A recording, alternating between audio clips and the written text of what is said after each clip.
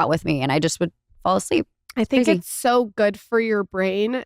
I'm a big advocate of this, to be doing nothing. Like I talk about this all the time on the podcast, to have absolutely no distraction. We live in a world right now where everything is constant distraction.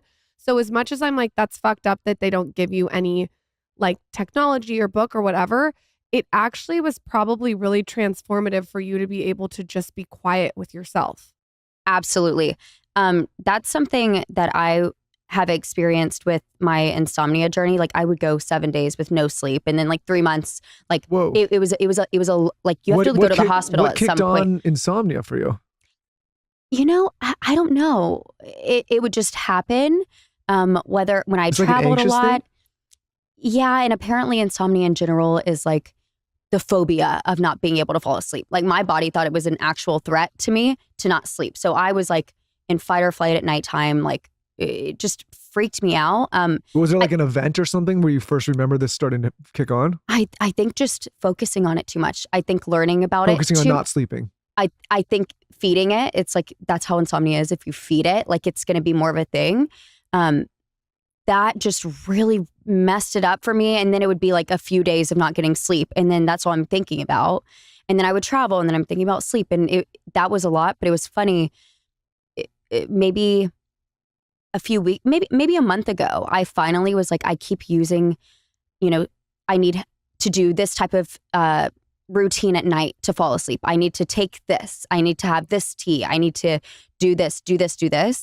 And then when I finally was like, I'm going to face it, like look at it in the face and be like, you're not going to make me your bitch anymore. Like, hi, insomnia, what's up? And like really feel it, like doing nothing, kind of like that nothing space and not rely on anything else. I finally, it did poof. Like it was like a visual, like poof. And I've been sleeping, which is crazy. Just feeling it. It's almost that she had a narrative in her head being like, you can't sleep, you can't sleep. I have so many things to text message you to help. Not even like, just like little things, like a meditation to listen to, just like little tips that I'll text you. I love it all. Have you read Matthew Walker's book, Why We Sleep? You heard him? Anyways, he just came on the show recently and was talking about insomnia, and it was basically what you're describing, which I think what you're saying is you were giving it so much energy that like you finally took your power back and just was like, I'm going to do it, and it went away. Yeah. And I used to be like, the mind's powerful. Like we all know this, but like I don't think I realized that I guess how powerful it really was. So just taking that back and like facing it head on, like raw, and just, I don't know, something about it just clicked. And so what would you do when you weren't sleeping? You would just wander around in the night? Try to sleep, go and read, journal. Like I tried all of the different things, put my feet in a hot bath. And I think I was just doing too many things because I don't know, as soon as I just chilled out, it was fine. Do you ever put your legs up on the wall? I tried it a few times. I think I was just trying everything. I tried that briefly, but maybe not consistently.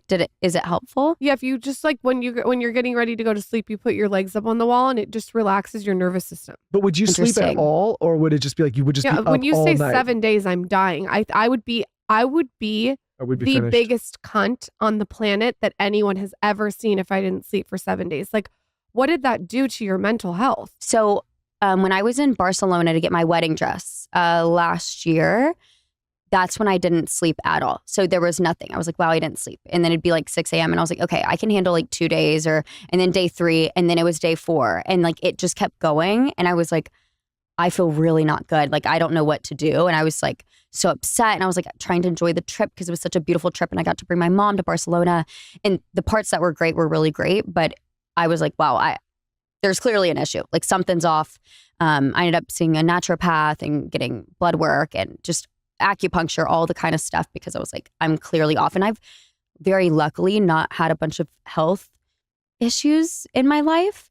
But that, it messed me up. But yeah, I think just taking ownership on it just helped for some reason, and learning about it and not being scared about it anymore. How did you sleep the 7th day? Did your body just go to sleep? Like, what was the when I got catalyst home? for what? When I got home, I finally slept, but then it picked up again it was like September through, I don't know, 2 months ago. It was, for almost a year, I've talked about it a lot on my socials, but I would be like, okay, I'm on day 3 of no sleep, or I would fall asleep at like 7 a.m. and then wake up at like 8:30 in the morning. So I'd like have a little dream and then that was it. But it was like nighttime. I just couldn't sleep. But I figured out a bunch of tools, and getting out of bed if you can't sleep has been really helpful.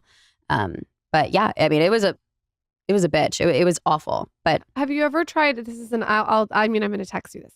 Have you ever tried saunaing before you go to bed? We just got a sauna, and we've been using it a lot, which I do feel like has been really, really helpful.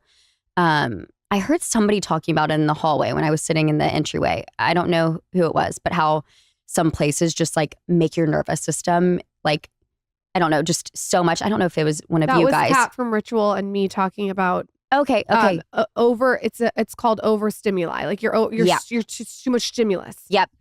I do think San Diego is a good place for my nervous system and to like be in my routine. I'm a big routine girl, and I'm now 29, and I'm like, I've just learned that that's, if I'm going to live somewhere, it has to be slower and stuff like that. And then I can visit places like LA and New York, and it's so much fun. It's busy, but then I'm like, done. I say LA's our mistress. Yeah. Go in, get what you need, leave. Yeah. Because, if it is a lot of stimulus. You're going to offend all the mistresses out there. I love a mistress. Me too. At what point do you meet your future husband, Dylan? Tell us about what is happening simultaneously with him and how you guys met. So we met very briefly before the show, before we went on Bachelor in Paradise, which is like filmed in Mexico, and it's all the Bachelor people and the Bachelorette people go to an island and meet each other, and there's a bunch of drama. But we met very briefly. I thought he was not interested at all. I was in LA. He drove from San Diego to LA to meet with the agent that I have, and we all just got dinner with a few other people. And I was like, okay, he definitely doesn't like me. But it was funny. He had, the brand like Off-White. It's just like a nicer type of jacket, sweatshirt thing. I had never heard of it. This is like, I'm newly off the first show. I'm like, what am I doing in LA? Like, whatever. And I was like, it's kind of cold. And then he gives me a sweatshirt, and it was like a nice Off-White sweatshirt. Like, they're just kind of nicer. And I put it on, and then we were leaving, and he was like, I was like, oh, your sweatshirt. And he was like, oh, no, you can keep it. And I was like, no, it's fine. And then after I was like, wait, that was a pretty nice sweatshirt. Like, he was literally going to give me like $1,000 sweatshirt. Like, what the hell? Give the sweatshirt move. But that's a good, if a guy gives you a sweater, I make fun of him all the time. I'm like, Dylan, why were you going to give me that sweatshirt? Like, that is, I don't know, it was crazy. But then we actually got to know each other in Mexico. And then the rest was just us sitting on day beds, basically eating popcorn, watching one of the most dramatic shows in the U.S. Did you fell in love on Bachelor in Paradise? Yeah. Like, you could actually see you guys falling in love. Yeah. Which is crazy with me. And I just would fall asleep. I think it's so good for your brain. I'm a big advocate of this, to be doing nothing. Like, I talk about this all the time on the podcast. Yes. To have absolutely no distraction. We live in a world right now where everything is constant distraction. So as much as I'm like, that's fucked up that they don't give you any like technology or book or whatever, it actually was probably really transformative for you to be able to just be quiet with yourself. Absolutely.